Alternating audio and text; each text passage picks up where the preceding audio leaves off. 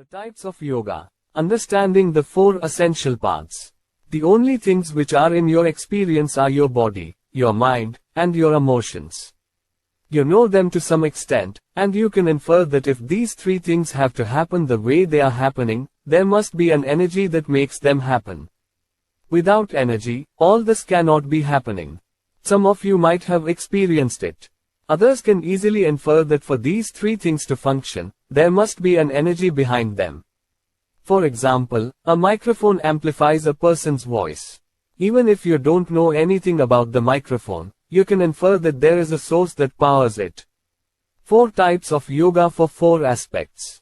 These are the only 4 realities in your life: body, mind, emotion, and energy. Whatever you wish to do with yourself, it must be on these 4 levels. Whatever you wish to do, you can only do it with your body, your mind, your emotions, or your energy. If you use your emotions and try to reach the ultimate, we call this bhakti yoga. That means the path of devotion. If you use your intelligence and try to reach the ultimate, we call this jnana yoga. That means the path of intelligence. If you use your body or physical action to reach the ultimate, we call this karma yoga. That means the path of action.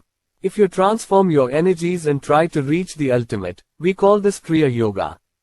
That means internal action. These are the only 4 realities in your life: body, mind, emotion, and energy. Whatever you wish to do with yourself, it must be on these 4 levels. These are the only 4 ways you can get somewhere, either through karma, jnana, bhakti, or kriya: body, mind, emotion, or energy. No, I am on the path of faith. I don't need to do anything else. Is there anyone who is only head, no heart, hands, and energy? Is there anyone who is only heart, not the other things? You are a combination of these 4 things. It is just that in one person the heart may be dominant, in another person the head may be dominant, in yet another person the hands may be dominant, but everybody is a combination of these 4. So you need a combination of these 4. It is just that, only if it is mixed in the right way for you, it works best for you. What we give for one person, if it is given to you, it may not work well for you because that person is so much heart and this much head. That is why on the spiritual path there is so much stress on a live guru. He mixes the cocktail right for you, otherwise there is no punch. Uniting the 4 types of yoga. It happened once. 4 men were walking in the forest. The first was a jnana yogi, the second was a bhakti yogi, the third was a karma yogi, and the fourth was a kriya yogi.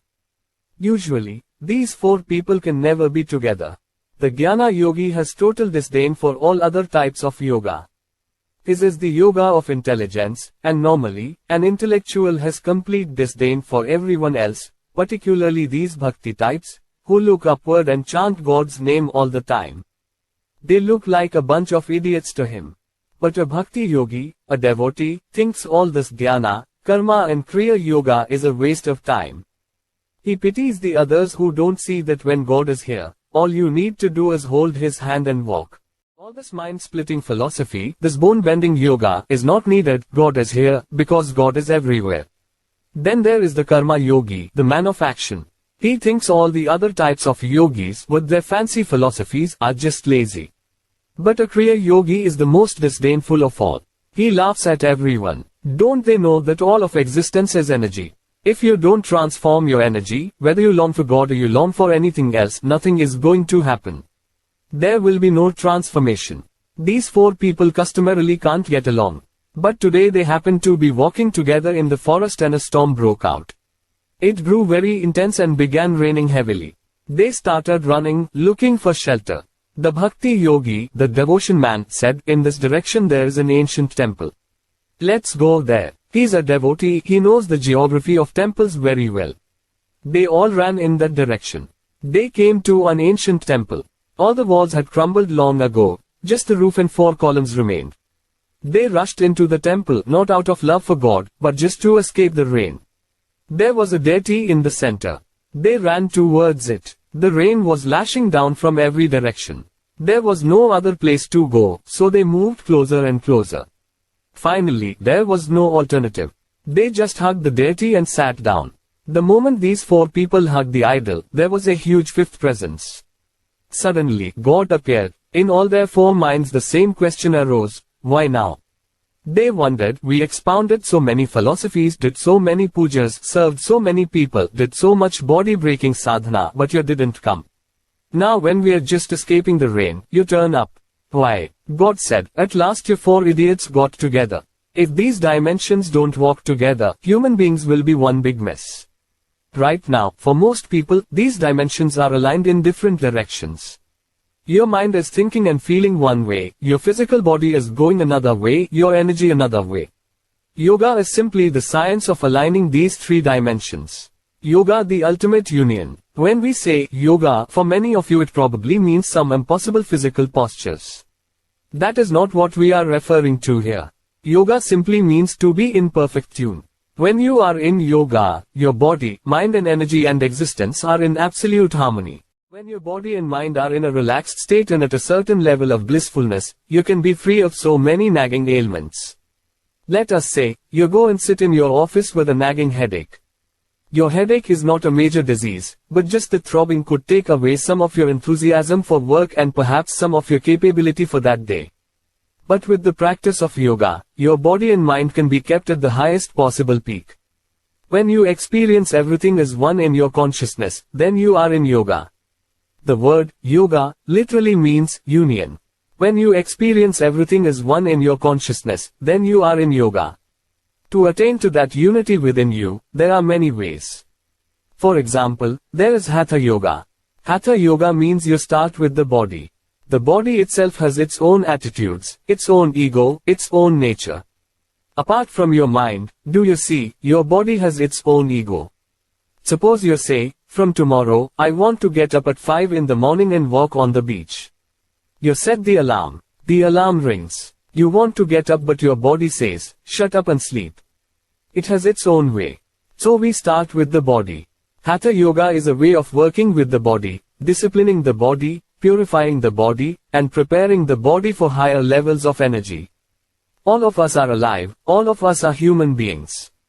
But all of us do not experience life to the same intensity because our pranic energies are not the same. Different people experience life in different levels of intensity. For example, someone sees a tree. A tree is just a tree. Most people don't even see it.